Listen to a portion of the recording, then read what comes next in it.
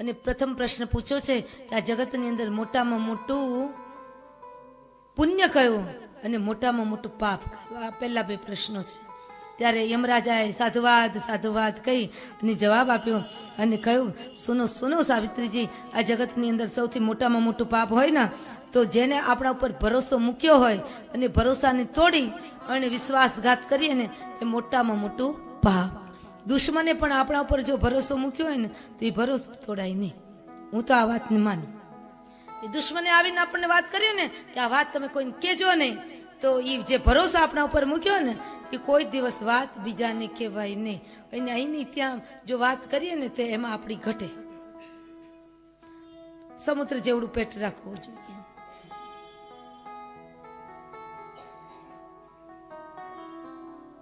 મોટામાં મોટું પુણ્ય કયું? જ્યાં આ પ્રશ્ન પૂછાયો ત્યારે યમરાજા બોલ્યા છે, સુનો સાવિત્રીજી, આ જગતની અંદર સૌથી મોટામાં મોટું પુણ્યદાન હોય તો એનું વર્ણન કરતા યમરાજાએ જવાબ દીધો, અન્નદાનમ મહાદાન અન્યેભ્યોપી કરોતિ યઃ અન્નદાન પ્રમાણમ ચ શિવલોકે મહીયતે અન્નદાનાત પરમ દાનમ ન ભૂતમ ન ભવિષ્યતિ નાત્ર પાત્ર પરીક્ષાસન કાલ નિયમ ક્વચિત. જે લોકો અન્નનું દાન આપે છે ને એને શિવલોકની પ્રાપ્તિ થાય છે. એટલા માટે તો આપણે ઝંડો લહેરાવ્યો છે કે જ્યાં શક્તિપીઠની અંદર કથા થાય અને એ શક્તિપીઠની અંદર જે ભગવતી ભક્તો કથા શ્રવણ કરવા માટે એટલે કે પોથી યજમાન મુખ્ય યજમાનો જે આવ્યા હોય તો એ જે કોઈ પણ ભગવતી ભક્તો આવે તો એની પાસેથી ક્યારેય પણ રૂપિયા લેવાના નહીં. શું કામ કે અન્નદાન જેવું આ જગતની અંદર કોઈ મોટું દાન નથી. ભ્રૂણ હત્યામાંથી પણ બચાવ જો કરે તો અન્નદાન કરે છે. સુંદર મજાના પ્રશ્નોત્તરી થઈ અને પછી યમરાજાએ કહ્યું કે દેવી બેટા, તમારા પ્રશ્નોના આ જે જવાબો છે અને તમારા સમજણથી હું બહુ ખુશ થયો છું. માગો, તમારે શું જોઈએ? ત્યારે સાવિત્રીજીએ માગણી કરી કે જો યમરાજા ગુરુજી તમારે મને આપવું જ હોય ને તો એટલું વરદાન આપો કે મને છે ને મારા પતિથી 100 વર્ષ પુત્રની પ્રાપ્તિ થાય. એટલે યમરાજને યાદ ન રહ્યો અને એમને આશીર્વાદ આપી દીધા, પુત્રવતી ભવ.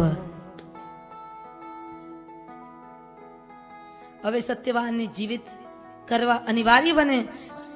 સત્યવાનને પણ જીવિત કર્યા અને આપણા દેશની દીકરી એટલી બળવત્તર અને હિંમતવાન છે કે યમલોકમાંથી પણ પોતાના પતિને પાછા લઈ આવે. બીજું વરદાન માગો, હું તમારા ઉપર ખુશ છું. બીજું વરદાન માગ્યું કે મારા સસરા ધુમ્મસેન કુમાર છે ને એ આંખેથી અંધ છે, એ યમરાજ કૃપા કરો ને તેને દિવ્ય દ્રષ્ટિ આપો.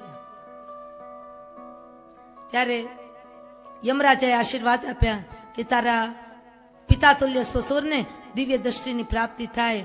પણ યમરાજને પ્રશ્ન થયો કે તે તારા પિતા માટે ન માગ્યું અને તારા સસરા માટે માગ્યું.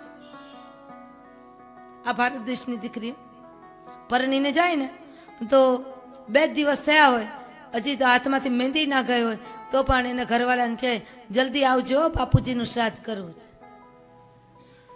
જલ્દી આવજો, તમને કહું છું આપણા બાપુજીનું શ્રાદ્ધ કરવું છે. આટલું સમર્પણ આપણા ભારત દેશની દીકરીમાં જ આપણને જોવા મળે, બાકી કોઈ જગ્યાએ જોવા ન મળે. અને એ જ આપણા ભારત દેશની દીકરી જ આ સમર્પણ આપી શકે.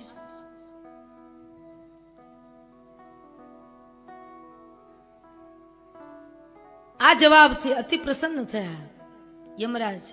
તો કહ્યું કે બેટા, તે તારા સસરાની જે મને વાત કરી ને એનાથી હું વધારે પ્રસન્ન થયો છું. હજી એક વરદાન માગી લે વધારાનો. અને ત્રીજું વરદાન સાવિત્રીજીએ માગણી કરી કે જો તમારે મને વરદાન આપવું હોય ને તો એવું વરદાન આપો કે મારા બાપુજીને ત્યાં કોઈ સંતાન નથી, એટલા માટે હું એકની એક જ દીકરી છું, તો મારા બાપુજીને ત્યાં પણ એક દીકરો થાય એટલે ભવિષ્યમાં ગાદી મદ્ર દેશની ગાદી ખાલી ન પડે. પોતાનું કલ્યાણ કર્યું, પતિનું પણ કલ્યાણ કર્યું, સસુરનું પણ કલ્યાણ કર્યું, સારા જગતનું કલ્યાણ કર્યું અને પોતાના પતિને પણ જીવિત કરીને પાછા લાવ્યા. અને સાવિત્રીના સુંદર ચરિત્રની કથા દેવી ભાગવતજીની અંદર બહુ વિશાળથી બતાવવામાં આવી છે. પણ જેટલું થાય એટલું આપણે સાવિત્રી માતાની કથા અહીંયા વર્ણવી. તો સાવિત્રી માતાની પાસે યમરાજાએ કહ્યું ને કે જગતની અંદર સૌથી મોટામાં મોટું દાન હોય તો એ અન્નદાન છે. તો અન્નદાન માટે જે ભગવતીએ ભક્તોએ પોતાનું યોગદાન આપ્યું છે તો હું અત્રેથી ઘોષિત કરું.